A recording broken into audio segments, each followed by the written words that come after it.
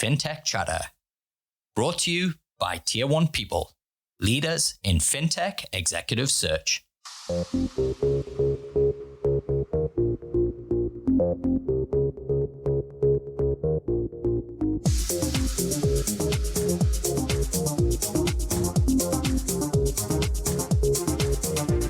Hello and welcome to Fintech Chatter Shorts, a new format where I bring you good news and positive updates from the Tier 1 People Network. I'm Dexter Cousins. I just want to say thanks for listening, and if you're new to the show, to make sure to follow us on your podcast player and check out our YouTube channel, Fintech Chatter TV. And if you really want to show your support and spread positive fintech vibes, give us a 5-star review in Apple Podcasts and Spotify. And if you're coming back, thanks so much for your support. It really means a lot to me. Hello and welcome to Fintech Chatter. I'm your host, Dexter Cousins, and joining me for another fintech shot of good vibes and fintech positivity is Dan McCarthy from Wise. Dan, you've got some great news to share from last week. Can you tell us a little bit about it? But before you do, tell us a little bit about who you are. Certainly. Thanks, Dexter, for having me on the show. So Dan McCarthy is my name. I look after our platform business in Asia Pacific at Wise. I've come from a background of all different sorts of things, from sports to startups, all the way through into financial technology over the better part of the last 6 or 7 years. And I've found myself at home at Wise over the last couple. We've been very fortunate over the last couple of years at Wise to have built out this platform offering. So Wise, as you might know, is or always has been a direct-to-consumer business.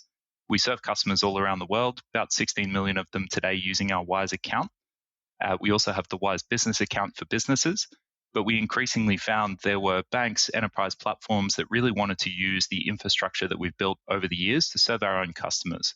So that's obviously the payment rails that we've built, it's the licensing network and all the technology under the hood.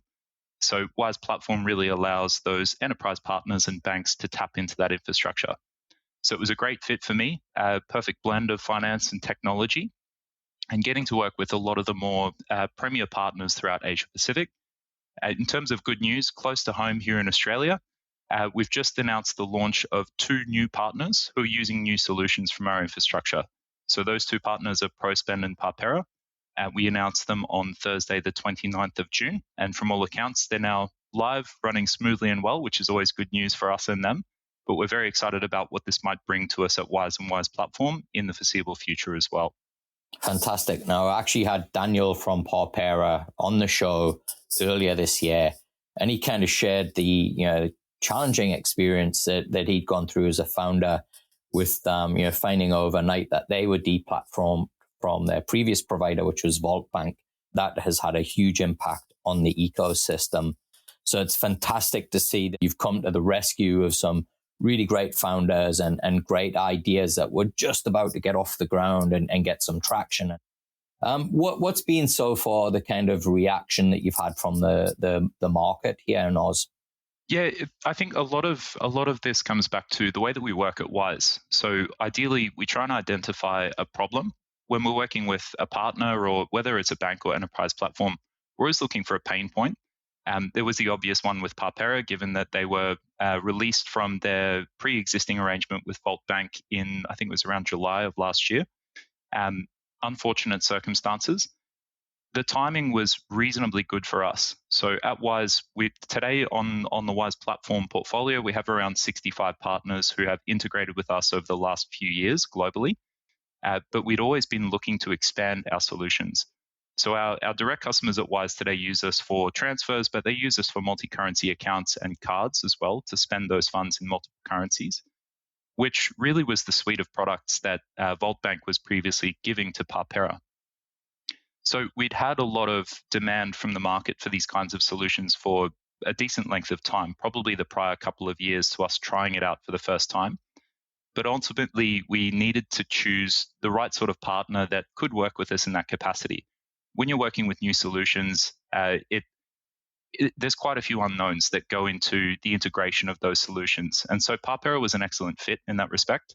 They had previously integrated to other FIs, being Vault Bank, Railser, and had quite a bit of technical competency. They also had the willingness to work with us. Quite a lightweight and agile team, but wanted to take it the full way and really recognize the value that they could help us to craft the solutions that would be a perfect fit for their platform. So it was no easy task. It did take us a couple of quarters back to back to really get the product to a stage where we were both mutually happy with it. But the initial reception has been fantastic. Customers have been adopting, customers have been using, and I think all of the same feedback that we see through our Wise account, through our own direct customers, we're equally starting to see through Parpera and Prospend's customers as well. Yeah, it's the unfortunate kind of circumstances of the partnership happening have had have really highlighted how this really is an ecosystem, and every one person's downfall, it's almost like a domino effect where it impacts everybody else as well. There's a lot of businesses out there that I think would be looking for a partnership like this. What is it that you're looking for in a partner, Dan, and kind of which types of fintech startups do you think would be the ideal type of partner for the Wise platform? Sure. So Wise platform is very much a business unit within Wise. We do aim and strive for the same mission as the rest of Wise, which is to move money across borders instantly, conveniently, transparently, and eventually free. That means that our focus and really our bread and butter is on cross-border money movement. So we're really looking to work with partners who not only have an interest, but have a genuine opportunity either to become more efficient in the way that they do that FX today or to expand into FX. We'd identified that with both of Parpera and Prospend. And I think how we're looking at the pipeline which will follow for these and other solutions is really centered around that. So a partner who has improvements to make to the way that they do FX today or has an ambition to expand into cross-border. And ideally, we would be solving for a pain point. There's a lot of businesses that are often likened to Wise. I'd probably describe a lot of these businesses as closer to remittance businesses. And they can be a dime a dozen. It can be everything from a brokerage where you book an FX trade and it gets made at a certain price point or date, all the way through to a managed service. Of course, remittance is a part of what we do, but definitely not all of it. Our real value is in our technology and our infrastructure, which we've built to serve customers, our own direct customers, and now customers of our partners as well. So what that means is we like to work with partners who see that value in us, where they can see that we're going to be able to solve not only their immediate problem, but plenty of problems into the future as well. Now, I mentioned the kind of tough or the challenging economic times that we're in. One of the things that tends to happen during this period is that businesses look for additional revenue streams. And the challenge with that has often been the amount of time and money that is required to invest in getting a partnership off the ground.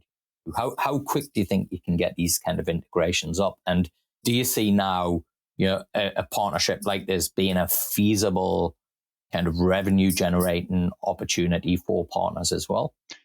Absolutely. I'll start with, I guess, the landscape of challenges. So we work across multiple verticals today or industry segments. One of our larger segments that we focus on is banks and financial institutions. And then, of course, you have your online platforms as well, which includes your fintechs, your marketplaces, your travel, business tools, everything that comes under that header. We've had to really broaden our solution set over the last particularly 12 months, not just to cater for more use cases, but to cater for different partner integration types.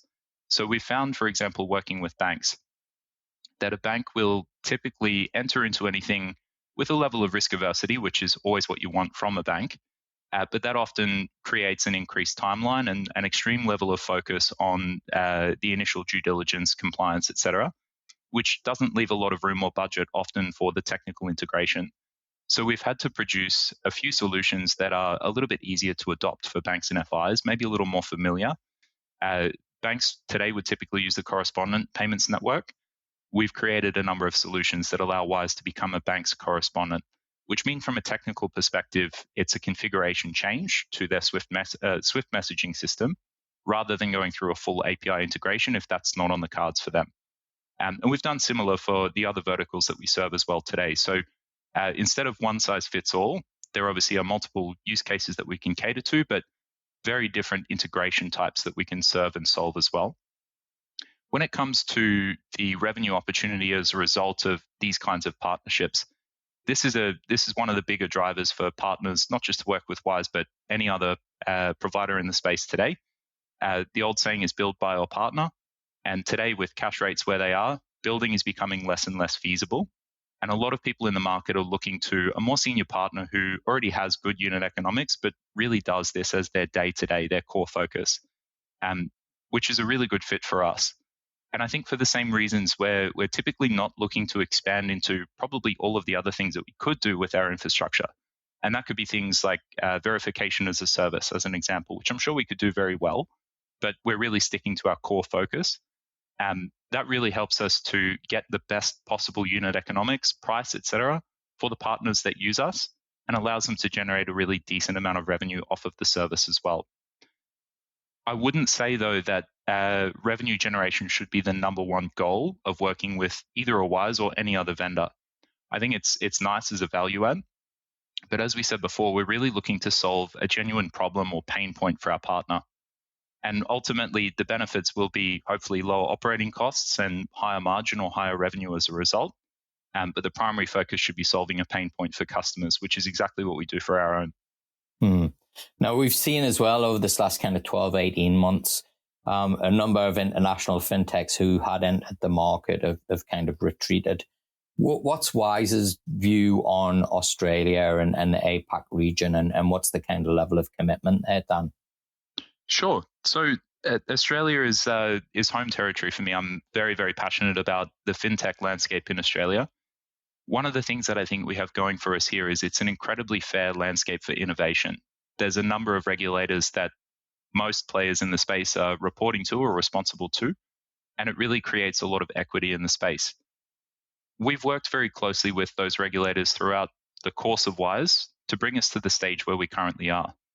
So today in Australia, Wise holds an ADI purchased payment facility license, which is very similar to a banking license with some different exclusions, just due to the nature of what we're doing. We don't want to become a full bank here. But we've been able to get quite a bit of visibility into how the space is working today for not just FIs, but for other fintechs as well, who are looking to walk the same path that we have. Australia is a huge market when it comes to FX flows, in and outflows. There's an incredible level of wealth here. And that really creates a lot of tailwinds for people looking to innovate. So fintechs particularly looking to jump into the space, raise capital, build a product that solves a problem for customers, and then expand across borders. But the challenge that we have in Australia is we're only 2% of the global business market today. If you compare that to a market like the US, which is around 49%, you really have to innovate, build a strong product here using those tailwinds, and then look to expand across borders. And that actually lines up quite well with what we're set up to do here. Awesome. Now, you kind of touched on this earlier, but there's been kind of rumblings in the news around the kind of Apple Goldman's partnership and some of the kind of challenges around that. What do you see as being the kind of the right way to go about a partnership? And if we've got listeners who, we've got hundreds, if not thousands of founders listen to this show, if they're listening and they're thinking, hey, we should maybe look to approach Wise, what are some of the things that you kind of want them to be saying to you and sharing with you that would make you feel that it could potentially be a good partnership? One of the things that I myself would typically look for when looking to engage with a partner is really their level of candor.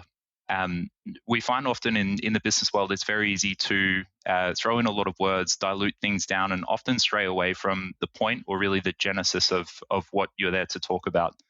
So I've really found when working with partners who are candid, who are genuine, things move so much faster.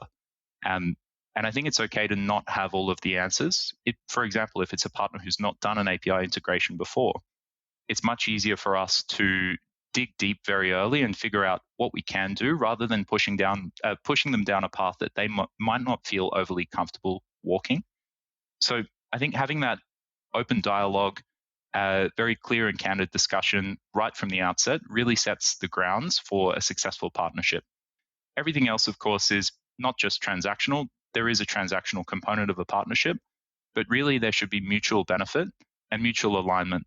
So provided we're both working towards a common goal, we have an open dialogue, we're genuine with one another, and we know whereabouts we are in the process, everything else really takes care of itself. Awesome.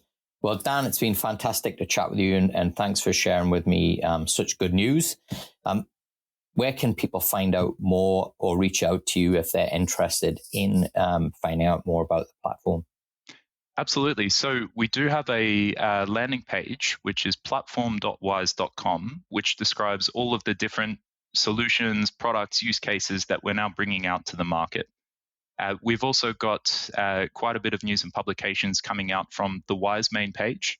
In the news section, there'll be quite a few of the recent partnership launches that we've had all across Asia Pacific, so not just Australia, which might give you a good flavor of some of the different problems that we're solving for banks and enterprise partners. And then, of course, directly, I'm always contactable via LinkedIn. You're always welcome to connect with me there and chat further. Well, folks, thank you very much for tuning in. As always, you can connect with me, Dexter Cousins, on LinkedIn and Twitter. If you're looking to hire Tier 1 people, you can reach out to me on those platforms or check out tier1people.com/contact. Alternatively, if you are on the market looking for a job, make sure to follow me on LinkedIn, where each day I'll be posting job hunting tips, and you'll also see us mention any opportunities that we're working on.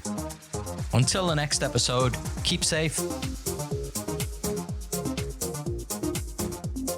Fintech Chatter is produced by Tier 1 People, leaders in fintech executive search. We'll find world-class leadership talent to build world-class fintech ventures. And you can find us at tier1people.com.